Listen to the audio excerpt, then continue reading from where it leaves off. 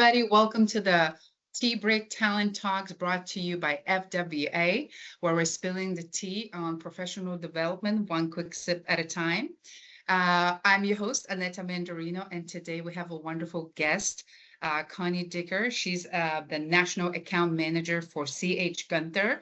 Welcome, Connie. How are you? I'm doing good. How are you doing? Thanks for Doing having good. me. Thank you so much for being with us today. This month we have important topics to talk about.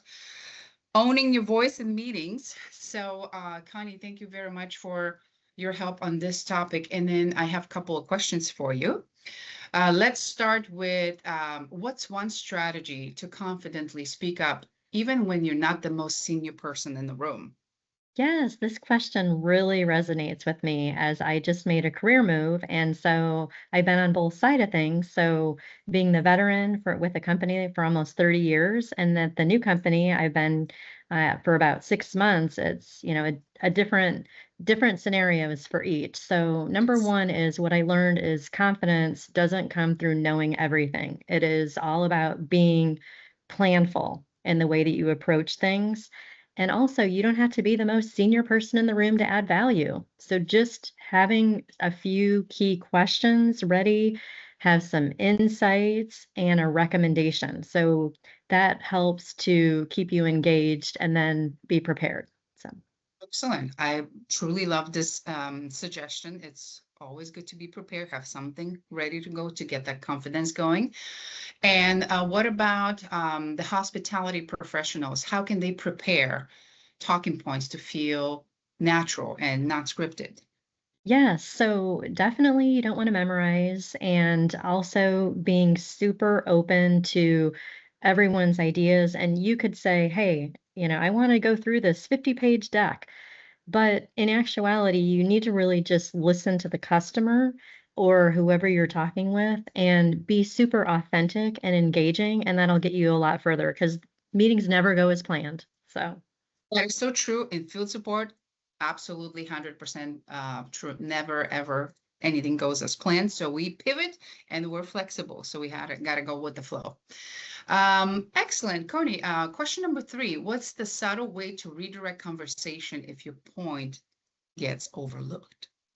yeah, I mean, definitely you don't want to be confrontational, right? So just, hey, building on that conversation or repeat your point again in a different way to make sure that, you're heard. Sometimes confidence is very calm. So, That is correct. You don't have to scream or yell. yes. And then, Connie, how can leaders create space for those quieter voices to contribute meaningfully?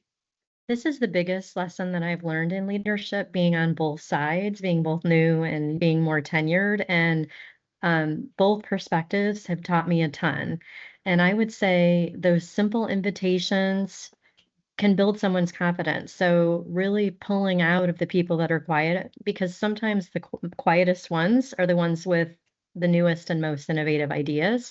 So really just intentionally asking questions. What are we missing? I'd love to hear another perspective. Hey, I know you have a lot of experience in this. What are your thoughts? Are great ways. I love how you encourage people to actually ask additional questions and invite others to contribute because there's so many different perspectives, points of view, and we all have different knowledge. So let's contribute together. I truly love that. So Connie, that was an absolute stellar recommendation for our owning your voice in meetings. I truly appreciate your time today. So thank you very much again for taking a tea break with us.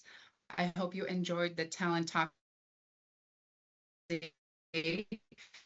Share it and do it again later. Another 3-minute pour of professional growth. Until then, keep showing up, keep growing, and keep spilling the tea with FWA. And just one reminder, confidence isn't about having the loudest voice. It's about adding value, being prepared, and making room for others. Have a great day.